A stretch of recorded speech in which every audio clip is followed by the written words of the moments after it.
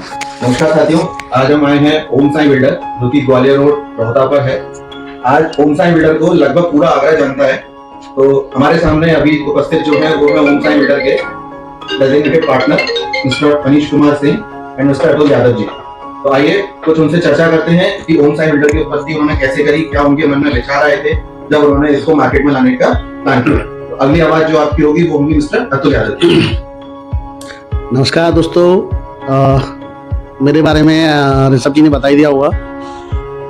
तो हम लोग थोड़ा सा इन्होंने जो व्यू दिए हमसे जो जानना चाह रहे हैं उसके बारे में आपको ब्रीफली थोड़ा सा बताना चाहूँगा। पहली बात तो नंबर्स की बहुत बहुत शुभकामनाएं सभी लोगों को। मेरे जितने भी हमारे ग्राहक हैं हमारे प्लस हमारे जो आगरा वासी हैं और हमारे जो देशवासी हैं उनको मेरे तहे दिल से बहुत बहुत शुभकामनाएं, बहुत बहुत धन्यवाद। आने वाला ये 2025 सबके लिए बहुत बहुत शुभकामना लेके आए, बहुत बहुत अच्छी सबके लिए खुशखबरी लेके आए।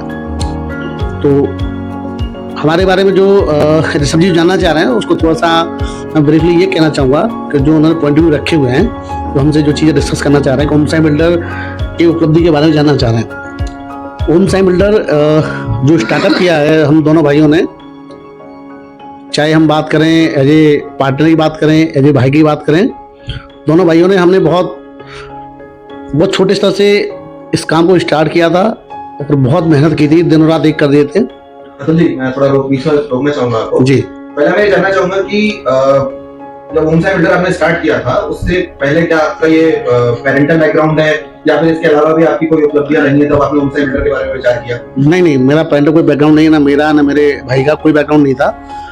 तो मेरे फादर एक लेक्चरर थे इंटर कॉलेज में और मैं डिफेंस में जॉब कर चुका हूँ। मेरी गवर्नमेंट जॉब थी, इंडियन नेवी में मैं जॉब कर चुका हूँ 6 साल।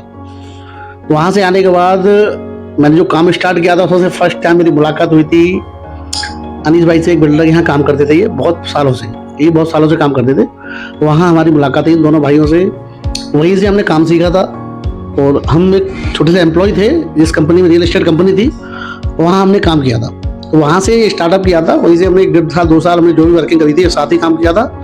उसके बाद में हमने डिसीजन लिया दोनों भाइयों ने कि चलो ठीक है कुछ अलग करते हैं, कुछ यहाँ से हटके कुछ थोड़ा डिसीजन लेते हैं, कुछ रिस्क लेते हैं अपनी ज़िंदगी में। क्योंकि हमने सेफ जोन में बहुत काम किया था, लेकिन सेफ जोन छोड़ के हमने कहा दोनों भाई रिस्क लेते हैं, कुछ बड़ा रिस्क लेते हैं। और उस रिस्क को हमने लिया और उस टारगेट को हमने अचीव किया है। और उसको हमने जो टारगेट बनाया था, जो रिस्क लिया था, उसको हमने भगवान की कृपा रही, हमारी मेहनत दोनों भाइयों की, हमने उसको पूरा किया। और आज हम यहाँ बैठे हुए हैं। बहुत अभी हम ज़्यादा बड़ा नहीं कह सकते हैं, लेकिन फिर भी हमारी मेहनत हमारी बहुत बड़ी बात है। हम यहाँ बैठे आज तक अभी तक कितने आप लोगों ने प्रोजेक्ट डिलीवर कर दिए हैं या फिर कितने प्रोजेक्ट रनिंग में हैं आपके? प्रोजेक्ट तो लगभग हम 7-8 डिलीवर कर चुके हैं, बड़े प्रोजेक्ट डिलीवर कर चुके हैं। और प्रेजेंट स्थिति ये है कि 3-4 प्रोजेक्ट अभी रनिंग में चल रहे हैं और बाकी का 3-4 प्रोजेक्ट हमारे डिलीवर होने वाले हैं। नए प्रोजेक्ट लॉन्च करने वाले हैं बहुत ही जल्दी। आप लोगों का आशीर्वाद रहा तो बहुत जल्दी हम लोग बहुत अच्छे बड़े प्रोजेक्ट लेके आए। तो अभी सिर्फ ग्वालियर रोड पे ही आपकी वर्किंग चल रही है या अक्रॉस आगरा में भी प्लानिंग कर रहे हैं? नहीं, अभी तो ग्वालियर रोड पे ही चल रही है, ग्वालियर रोड पे ही चल रही है। बाकी का देखो भगवान ने चाहे तो हम आगे भी जाएंगे। हमारा स्तर ये नहीं है हमें आगरा में सीमित रहना है, हम आगरा से छोड़ के हम अदर सिटी में भी जाएंगे। और हमारा अभी तक का जो रिकॉर्ड रहा है, हमारा मतलब उद्देश्य ये नहीं है, हमने जितने भी अभी प्रोजेक्ट डिलीवर किए हमारे फैमिली हमारे कस्टमर्स ही हैं। और हमने किसी कस्टमर से ये नहीं सोचा है कि हम उसको प्लॉट बेच दिया, हमारा संबंध खत्म वहाँ से। आज भी हमारे कस्टमर्स हमारी फीडबैक देते हैं, आप वेबसाइट पे देखेंगे, वेबसाइट फीडबैक देखेंगे, ग्राउंड पे जाएंगे तो कॉलोनी के अंदर हमारे जो कस्टमर्स रह रहे हैं उनसे फीडबैक ले सकते हैं। हमने एज ए फैमिलियर उनको जो कमिटमेंट है वो पूरा करके दिया है। और आज की स्थिति यह है कि आगरा में ग्वालियर पे जितने भी बिल्डर्स ने काम किया है उनकी स्थिति लोग जानते हैं, आप भी जानते हैं और हम भी जानते हैं। तो अभी तक ओम साई बिल्डर ने जितने भी प्रोजेक्ट किए हैं उनमें आपके हिसाब से, वैसे तो सभी सफल रहे हैं, लेकिन आपके हिसाब से ऐसा कौन सा प्रोजेक्ट रहा है जो बहुत कम समय में आपको बहुत अच्छी एक उपलब्धि देके गया है, जिसने आपका नाम बढ़ाया हो मार्केट के अंदर? हमारा नाम, हमारी सबसे पहली कॉलोनी थी ओम सुंदरधाम और ओम लक्ष्मी गार्डन। लक्ष्मी गार्डन से हमारी शुरुआत थी।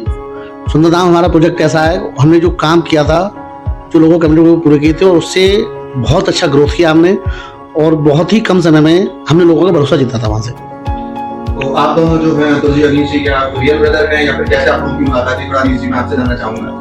हाँ, आप बता। हम दोनों लोग मतलब एक परम मित्र हैं और मित्र का मतलब एक कलीग्स भी हैं। और जब डिसीजन हमने शुरुआत में ऋषभ भी लिया तो मतलब वो उस क्षण में लिया कि हमें लग रहा था कि हम मतलब बिल्कुल डाउन भी जा सकते हैं और बहुत ऊपर भी जा सकते हैं। बट वो पीक पॉइंट था कि हम डिसीजन उस समय पे लें नीचे तो हम है ही जीरो डालते हैं, जीरो से जीरो आदमी क्या जाएगा।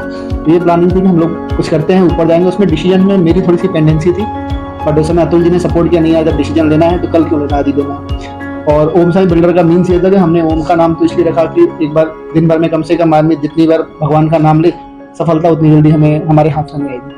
और सबसे बड़ा जो हमारा वर्किंग जो रहता है वो ये रहता है कि कस्टमर्स को जो हमने कमिटमेंट किया है 90% कमिटमेंट करें और 100% कंप्लीट करके दें, जिसमें कस्टमर्स ज़्यादा खुश रहते हैं। और जितने भी डिलीवर्स प्रोजेक्ट किए हैं उसमें हम 100% वर्किंग करते हैं, वो पहले ही कर देते हैं, बाद के लिए कुछ नहीं रखते हैं कि कल हमारा व्यवहार खराब होगा, कि वो रिपीट कस्टमर्स आते ही रहते हैं। और इतना बड़ा आग्रह नहीं है अगर आप और हम मार्केट में जिंदा हैं तो इसलिए हम लोग बहुत वर्किंग मतलब फेथफुली वर्किंग में ज़्यादा करते हैं। और कस्टमर का कोई भी पेमेंट सिचुएशन कभी वो उसका मूड नहीं हो लेने का तो 100% रिफंडेबल रखता है। मतलब माना जाए तो आप लोगों के हिसाब से आपने जो अपनी यूएसपी बढ़ाई है वो कस्टमर की सेटिस्फेक्शन को सबसे ऊपर रखा है आप लोगों ने। हाँ, इसीलिए हमारा टैगलाइन भी है कि हम ग्राहक नहीं दोस्त बनाते हैं। बहुत बढ़िया था, बहुत बढ़िया।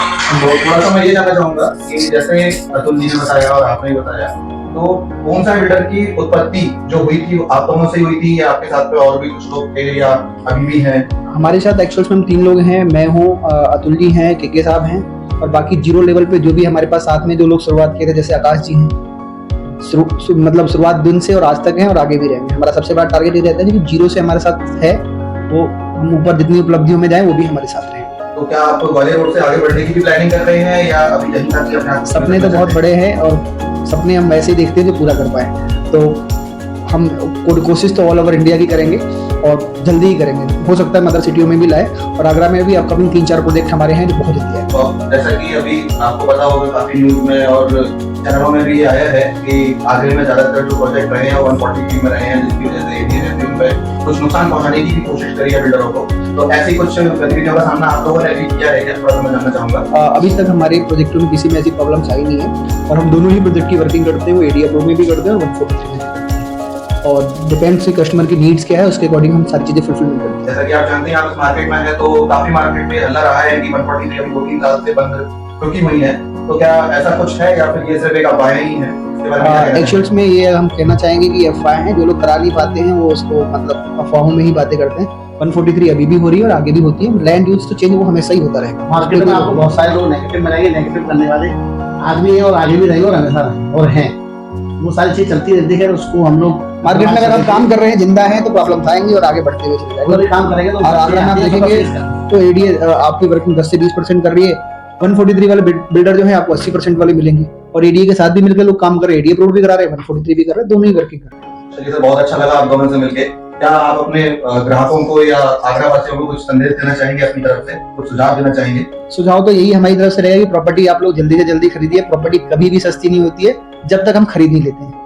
जिस दिन हम खरीदने आते हैं, कोई चीज देखने आते हैं, उस दिन महंगी लगती है और जिस दिन से हम खरीद लेते हैं प्रॉपर्टी उसी दिन से सस्ती हो जाती है। तो इसलिए एक सवाल और जानना चाहूंगा मैं आपसे कि जैसे आपने अपना जो पूरा विस्तार है ग्वालियर रोड की तरफ भी किया हुआ है, तो क्या इसका कुछ रीजन है या फिर कुछ ऐसे डेवलपमेंट है आने वाले जिस वजह से लोगों को फायदा होगा यहाँ? देखो, मैं आपको एक चीज बताऊंगा। सबसे पहली बात, आपने पूछा उसका जवाब तो बाद में दूंगा। मैं अपनी पर्सनल राय में आपको बताना चाहूंगा, मेरा जो उद्देश्य है वो सबसे बड़ी बात है मध्यम वर्ग को लेकर चलना है। मध्यम वर्ग को, लो वर्ग को। दुनिया काम करे, दुनिया बिल्डर्स काम कर रहे हैं, सब लोगों को पैसा कमाना है, पैसा हम भी कमा रहे हैं, ऐसी बात नहीं है। लेकिन मेरा उद्देश्य यही है, 143 में प्रोजेक्ट लाने का मेरा सबसे उद्देश्य ये है कि जो हमारे मध्यम वर्ग के फौजी भाई हैं, जितने रेलवे पर्सन हैं, जितने उनके जमा पूंजी बहुत लिमिटेड पूंजी होती है, तो हमारा सबसे मेन उद्देश्य यही है कि उनको एक हमारा जो हम दोनों भाई का उद्देश्य यही है, सिर्फ जो टारगेट हमने सेट किया है, कम से कम 1000 घर लोगों को प्रोवाइड कराना है। वो टारगेट के साथ हम लोग काम कर रहे हैं, क्योंकि हम समझ सकते हैं आगरा के अंदर जो लोग काम कर रहे हैं उनके लिए पैसा सबसे बड़ा सर्वोपरि है। हम लोग मकान भी बना रहे हैं तो हमारे ग्राहकों से आप पता कर सकते हैं हमने किस तरह की क्वालिटी से मकान दिए। हमारा उद्देश्य पैसा कमाना तो है, लेकिन पैसे साथ उनको क्वालिटी, उनको सुविधाएं और उनके बजट के हिसाब से उनको चीज़ें प्रोवाइड कराना है। और कहते हैं लोग कि 143 में हम लोग काम कर रहे हैं, वो चीज़ वो एक अलग बात है, गवर्नमेंट भी जानती है, सब लोग जानते हैं। और हम एडियोपुट भी लेके आ सकते हैं, एडियोपुट हम चाहें तो कल 2 प्रोजेक्ट लेके आ सकते हैं, 10 प्रोजेक्ट लेके आ सकते हैं। लेकिन हमारा उद्देश्य सिर्फ यही है, हमको मध्यम वर्ग को लेकर चलना है। बहुत बड़े बिल्डर्स आगरा में काम कर रहे हैं, तो भाई 1-1 करोड़ का 1.5 करोड़ का विला लेना हर किसी के बस की बात नहीं है। और बहुत कम लोग हैं जो कि छोटे वर्ग के, मध्यम वर्ग के लोगों को सोच के चलते हैं।